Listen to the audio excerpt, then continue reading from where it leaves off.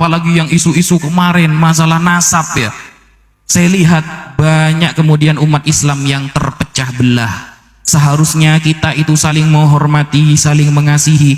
Hanya gara-gara sedikit permasalahan nasab kita berpecah belah.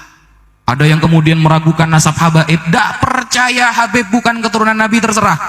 Yang penting jangan mencaci maki, jangan saling bertengkar. Anda yakin oke, tidak yakin tidak apa-apa. Tapi awas, ketika nanti itu kebenaran, ketika ternyata para habaib keturunan Rasulullah, mau ditaruh di mana muka Anda nanti di hari kiamat?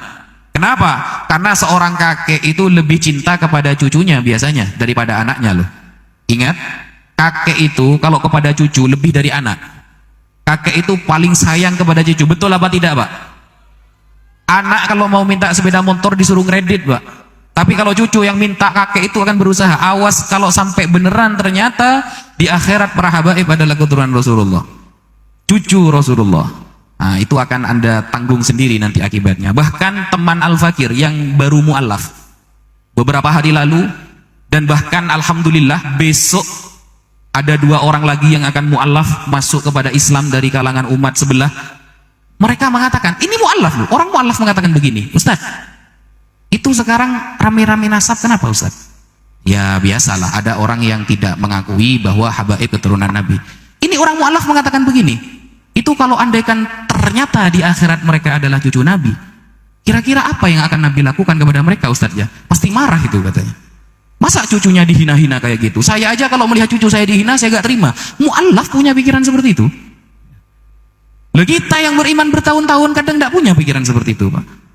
Nah, sehingga kita datang ke sini tujuannya tidak lain mencari ridho dari Allah dan Nabi Muhammad.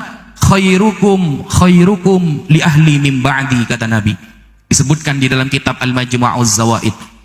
Hadisnya hadis hasan, bahwa kata Rasulullah, paling baiknya kalian yang paling baik kepada keluargaku setelah aku mati. Sehingga di dalam sebuah kisah, ketika Imam Malik dipukul sampai beliau pingsan oleh Ja'far bin Sulaiman.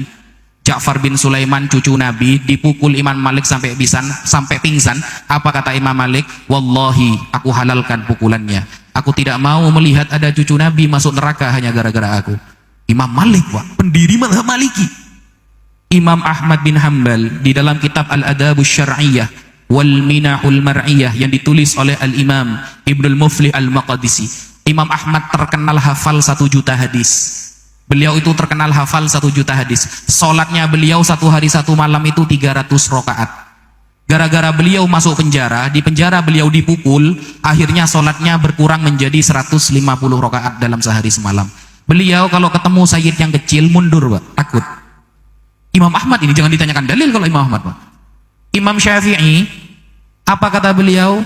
Saya kalau memang mencintai keluarga Nabi disebut dengan Syiah, maka falyashhadits tsaqalan anni rafidi, saksikanlah jin dan manusia bahwa aku adalah Syiah, kata Imam Syafi'i. Ini pendiri mazhab mengatakan seperti itu. Kita apa gitu? Hadis arba'in kita dah hafal, hadis arba'in Nawawi kita dah hafal, Pak. Nahwu sharaf kita kadang masih belum bisa, baca kitab kita masih lemah, pemahaman agama masih pas-pasan, kita sholat masih telat-telat, wiritan kita gak ada yang istiqomah, mintanya masuk surga tanpa hisab.